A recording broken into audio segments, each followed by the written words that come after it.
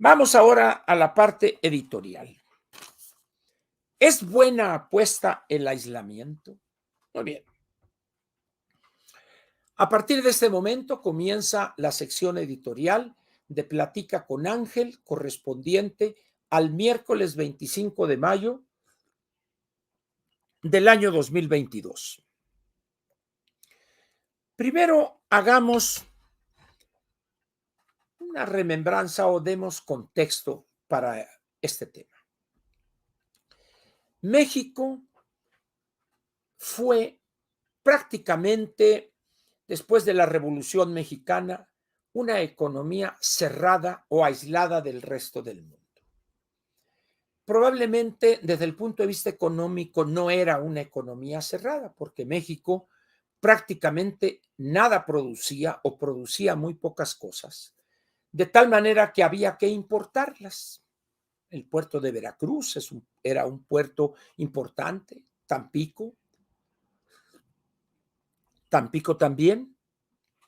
Entonces, pero de alguna manera, el modelo económico que se utilizó, que se implantó después de la Revolución Mexicana, fue un modelo de economía cerrada o que también se le llamó sustitución de importaciones.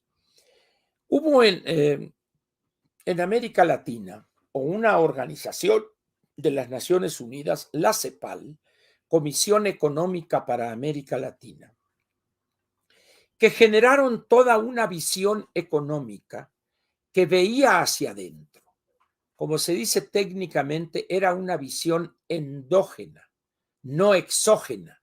Otros países optaron por la visión exógena, es decir, viendo al exterior, integrándose con los otros países, intercambiando servicios, mercancías, capitales, etcétera. Pero México no.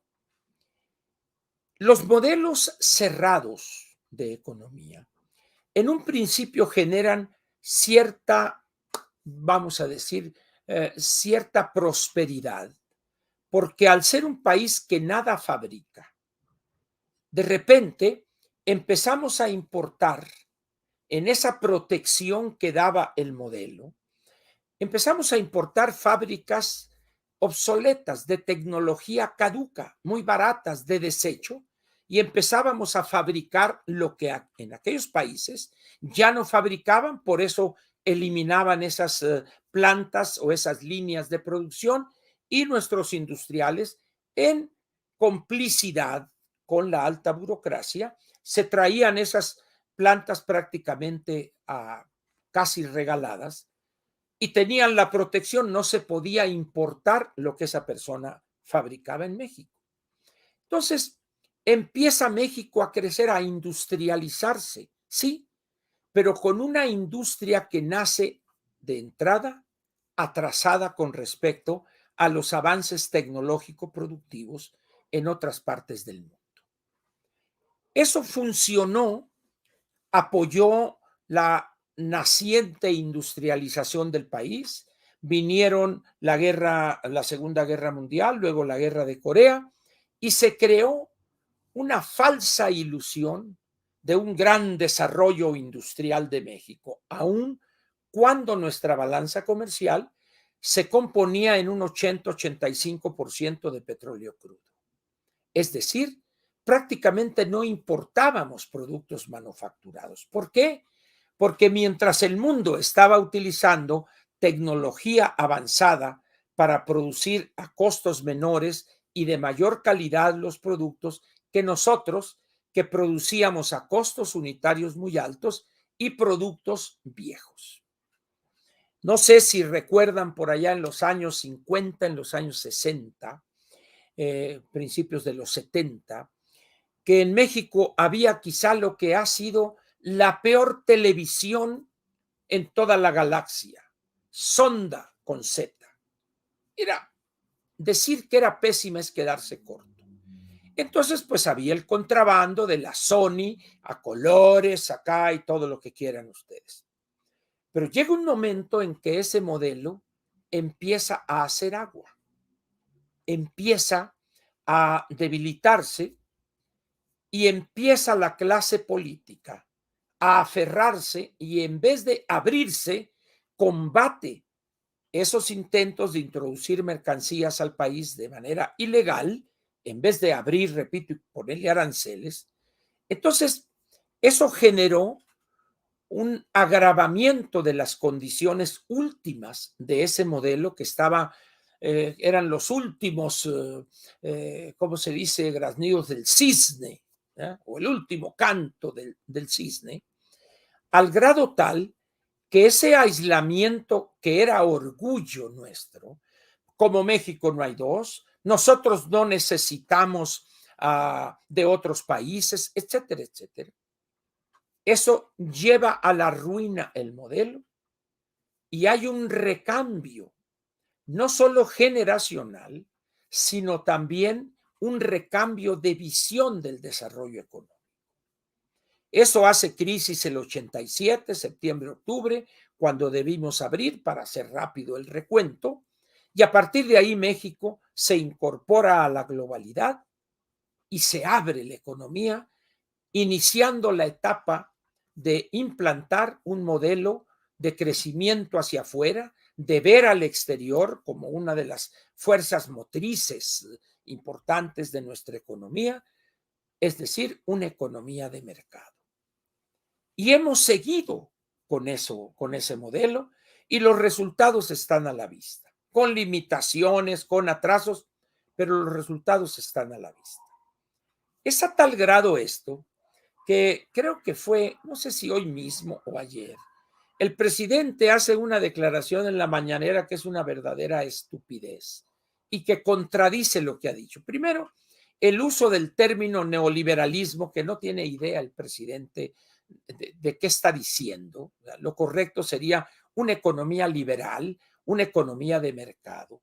Pero dice, si no fuere por la corrupción, sería muy buen modelo. Es más, diría que sería casi perfecto si no hubiera corrupción. Eso lo dijo el presidente, no lo estoy, yo estoy repitiendo lo que dijo. Entonces, imagínense todos esos glúteos veloces que repiten y repiten cual pericos. Es que el neoliberalismo, esto, cuando de repente sale con esa declaración el presidente. Lo único que exhibe es una ignorancia económica completa. Pero ¿qué fue lo que pasó con esos años de crecimiento hacia adentro, de aislamiento consciente del resto del mundo? Un atraso estructural de la economía mexicana que todavía hoy lo estamos pagando muy caro. Hay áreas que en el 87 y luego cuando firmamos el Tratado de Libre Comercio con Estados Unidos, el NAFTA o Telecán, que el avance se ve inmediatamente. Surge un nuevo sector empresarial que toma riesgos, que importa tecnología avanzada, líneas de producción modernas y empieza a competir no solo por el mercado mexicano, sino por otros mercados. Y empieza México a ser un actor, un jugador importante en el comercio internacional. Pero eso generó una situación interesante. Hoy los mexicanos que tienen menos de 30 años, prácticamente toda su vida han vivido en una economía abierta. Han disfrutado las mieles, los éxitos y sobre todo, si tienen una elevada educación, han sido los primeros beneficiados. Todo proceso de apertura de una economía genera una profundización temporal de la desigualdad. ¿Por qué? Porque ese modelo de economía abierta exige una preparación mayor que la normal en una economía cerrada. Entonces, los que más se benefician de los salarios más elevados son aquellas personas que hablan inglés, que conocen de computación, que saben de marketing y que saben leer diagramas, etcétera, etcétera. Y los que padecen por carecer de esa calificación, obtienen los salarios más bajos o los puestos menos remunerados. Pero eso va cambiando con el tiempo. Pero si esa economía que se abrió no sigue transformándose, los atrasos estructurales se mantienen, que es lo que le pasa hoy a este país. El campo es uno de ellos. El otro es la educación que se imparte por parte del Estado. Y tercero, los mercados laborales. No obstante que hemos abierto otras áreas de la economía, banca, industria del automóvil, la industria de transformación, etcétera, las industrias autoparteras, esas cadenas de valor incorporados al comercio internacional en materia del automóvil, etcétera, etcétera. Entonces, México empieza pues a jugar en esas ligas y empieza a cambiar no solo en su estructura económica, sino también en la mentalidad. Pero cambia la mentalidad de aquellos que entienden ese proceso y, por supuesto, hay que decirlo, se benefician en mayor medida de ese proceso que los que no tienen una preparación adecuada para incorporarse exitosamente a los nuevos mercados o a las nuevas actividades. Al parejo de esa apertura y de México ya interactuando con el exterior, surgen, vamos a decir, actividades o trabajos nuevos. ¿Iba usted a pensar hace 20 años que iba a haber un trabajo que se llama paseador de perros? Resulta que algún joven preparatoriano que está estudiando y en sus ratos libres distribuye su tiempo y se convierte en paseador de perros. He platicado con algunos de ellos y estamos hablando de ingreso mensual que puede ser arriba de los 15,000 pesos. Por supuesto, no tienen seguridad social, pero no la tienen porque él no quiere tenerla. Pero un ingreso en este país ahorita de 15,000 pesos paseando perros, pues a alguien le puede parecer una exageración. Pues no, eso es. Recorran ustedes la Condesa, la colonia Cuauhtémoc, la colonia Roma, Polanco, algunas partes de las Lomas, la Verónica Ansúrez, etcétera. ¿Por qué? Porque resulta que las familias que viven en esas colonias tienen uno o dos o más perros y viven en departamentos o en casas relativamente pequeñas donde sus animales requieren cierto ejercicio para que funcione bien la cosa digestiva, etcétera, etcétera. Y así podría decir otras cosas. Por ejemplo, ustedes saben lo que es un zapatero remendón, aquella persona que se dedica a ponerles media suela a los zapatos, que le pone tapitas a los zapatos, etcétera. Prácticamente esa tarea desapareció. ¿Por qué? Porque ahora un porcentaje altísimo de la población usa tenis. Entonces, como ven ustedes, cuando una economía se abre, se integra a la globalidad y se moderniza, hay oficios que surgen, pero hay otros que desaparecen. La tienda de la esquina, pues salvo regiones del país donde todavía hay un atraso en la distribución de mercancías, conviven esas tienditas de la esquina y eso, pero en términos generales tenemos una forma diferente de distribuir mercancías, abarrotes, perecederos, etcétera. ¿Imaginaba usted hace 20 o 30 años un Sam's Club, un Costco, los grandes pisos de ventas de los supermercados, de las tiendas de autoservicio, o las 40, 50,000 o más tiendas de conveniencia, por ejemplo, donde usted llega y ahí mismo la cajera le recibe 100, 150 pagos para 100, 150 o más servicios, desde el agua, el teléfono, a la luz, etcétera, etcétera. Es decir, esos son los cambios que ha dado esto. Ahora bien, cuando ya una economía se incorpora a la globalidad, empieza a ser calificada de otra manera. Ya no es con los viejos criterios de los años 50, 60, cuando era cerrada esa economía. Hoy, el inversionista, no solo el local, el mexicano, sino también el inversionista extranjero, porque ya el capital fluye en todo el mundo desde hace muchos años, pero nosotros no lo conocíamos porque estábamos aislados del mundo. Entonces, esos capitalistas, esos inversionistas, exigen ciertos requisitos que se cumplan para poder tomar riesgos: Estado de Derecho, respeto de los derechos privados de propiedad, etcétera, etcétera, etcétera. Cosa que antes en México ni pensábamos en ello. Y cuando un gobierno de un país no respeta eso, inmediatamente se crea una pésima imagen como lugar para destino de inversiones, y la inversión se va a otras latitudes. Y ese país se aísla, pero no porque quiera, sino porque es rechazado. Seguirá siendo una economía abierta, pero va a llegar menos inversión.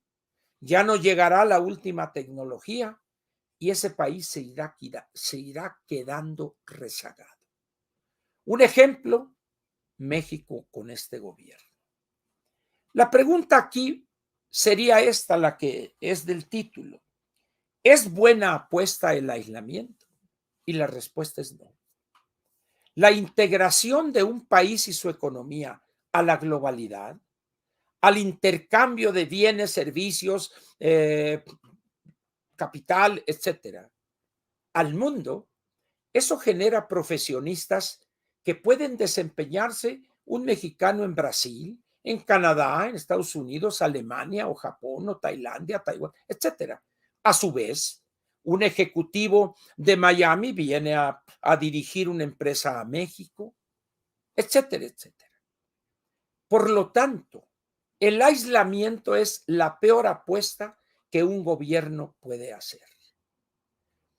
Ahorita se está celebrando esta reunión de este negocito redituable del doctor, de este personaje Klaus Schwab, en Davos, en Suiza. Ha regresado después de estos años de pandemia y resulta que está presente ahí el presidente de Dominicana y anda promoviendo a su país y dice: en mi país tienen garantía total las inversiones del exterior. Pero resulta que hay un país en América Latina que dice: ni más, no nos vendrán a saquear porque ya nos saquearon y nos roban, y eso no respeta los contratos, bloquea a empresas que aceptaron las reglas de juego de ese país. ¿Y cuál es este último país? México. ¿Saben ustedes, los que hayan ido a Dominicana, el boom que ha habido en la República Dominicana de inversiones turísticas en algunas partes de ese país? Casas segundo hogar de centenas o de miles de nacionales de otros países. ¿Por qué? Porque consideran que hay seguridad en su inversión y respeto, hay Estado de Derecho y cumplimiento de la ley. Entonces, como podemos darnos cuenta, en esta etapa que vive el mundo, no solo México, el aislamiento es dañino en grado extremo para cualquier país y su economía. Y al contrario, la apertura es benéfica para cualquier país y cualquier economía. Vean ustedes lo que ha pasado en China, vean ustedes lo que ha pasado en lo que era Europa Oriental, pero vean ustedes lo que ha pasado en Cuba, por ejemplo, lo que ha pasado en Venezuela, en Nicaragua. Ahí están las pruebas. Usted decida. No se trata de imponerle a usted una visión. Ahí están los ejemplos. Qué lamentable que México, teniendo recursos de todo tipo, tengamos un gobierno que rechaza de una manera consciente la incorporación, la promoción incluso en el exterior de nuestras fortalezas para recibir inversión. En esas condiciones, ¿qué podemos hacer y qué podemos decir? Pues, para decirlo fácil, qué mala suerte que teniendo todo, tenemos también lo principal en sentido negativo. Un gobierno cuya visión es la misma de hace 60 o 70 años, cerrados por voluntad propia ante el desarrollo, ante el cambio, ante la modernización. ¿Quién gana con esto? El gobernante demagógico, el gobernante populista y autoritario, porque se aísla del mundo. ¿Y quién pierde? Prácticamente toda la población, el país, pero también se pierde el mejor futuro para millones de mexicanos. Esa es mi respuesta a la pregunta. Usted haga su propia, construya su propia respuesta. Si usted considera que el aislamiento es positivo, es respetable. No más que argumente, por favor. Argumente de elementos que prueben su acerto. Porque si no, pues simplemente es el sentimiento, es el melate, como dicen. Muy bien. Voy a comentar mediante la respuesta a un conjunto de preguntas que hizo el señor Óscar Garza Bello en relación con el campo mexicano. El señor Óscar plantea de una manera muy sencilla y clara por qué debemos apoyar al campo mexicano. Y yo agregaría, ¿qué significa apoyar al campo mexicano? El campo mexicano es algo que hemos, vamos a decir, inventado en términos generales. Lo hemos idealizado el campo mexicano. La Revolución Mexicana se hizo para liberar a los campesinos. No es cierto, eso es una mentira. Yo creo que los campesinos hoy viven quizá peor que en aquellos años. ¿Por qué los gobiernos sucesivos, después de la pacificación del país allá por los años 20, por qué se han empeñado en mantener ese atraso, esa situación, no voy a decir irreal, pero esa situación de dependencia de millones de campesinos del Estado mexicano? ¿Por qué? Porque así convenía a sus intereses político-electorales. Durante decenios se habló del voto verde, que controló prácticamente de manera total el PRI, a través de organizaciones como la CNC, por ejemplo. Y los campesinos fueron mantenidos aislados del progreso del país. La tierra no les pertenece, tienen el usufructo, nada más, en el caso de los ejidos. Una ficción de repartiendo tierras que no tienen las dimensiones necesarias para poder llevar tecnología y capital, de tal manera que pronto las rentan a otros agricultores o las abandonan simplemente. Se van a Estados Unidos o se van a las ciudades. Y no obstante el fracaso evidente, ¿a qué se debe que el gobierno siga manteniendo esa ficción? Y la respuesta es muy simple. Porque es un problema tan complejo y grave que entrarle significaría enemistarse con muchísima gente. Hablemos claro, pues, en ese sentido. Vamos a ver.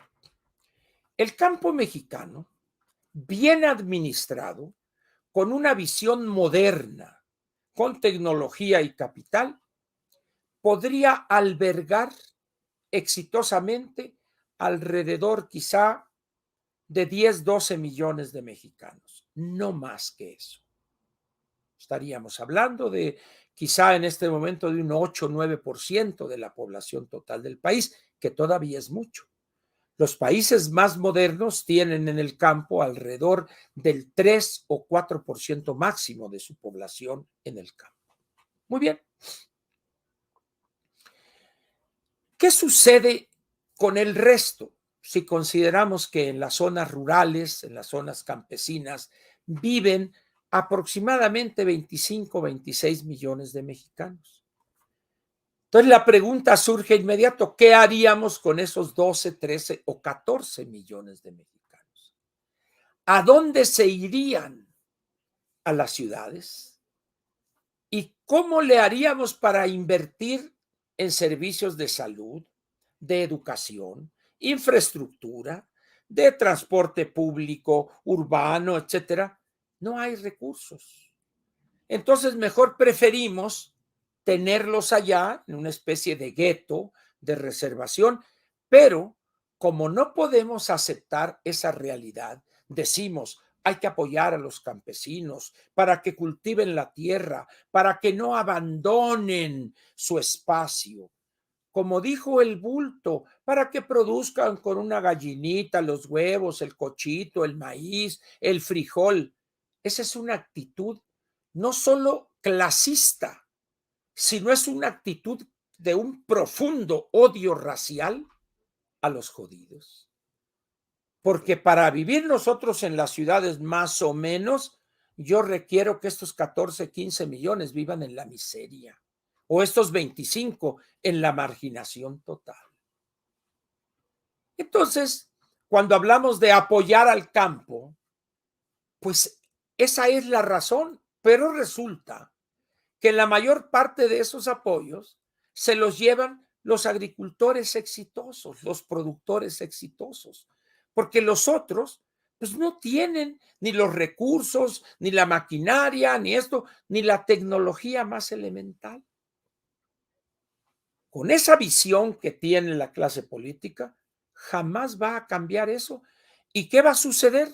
Que esos campesinos más y más se irán a los Estados Unidos mientras haya oportunidad, y si no la hay, van a engrosar los cinturones de miseria de las ciudades de México. Entonces, eso de por qué debemos apoyar a los campesinos, en realidad debería decirse, ¿por qué queremos seguirlos manteniendo allá, alejados del progreso y la modernidad, para que nosotros en las ciudades vivamos un poquito mejor que ellos? Espero que esto conteste, don Oscar, a sus preguntas que me ha hecho. Muy bien, aquí termina pues la parte editorial de Platica con Ángel del día 25 de mayo del año 2022. Continuamos.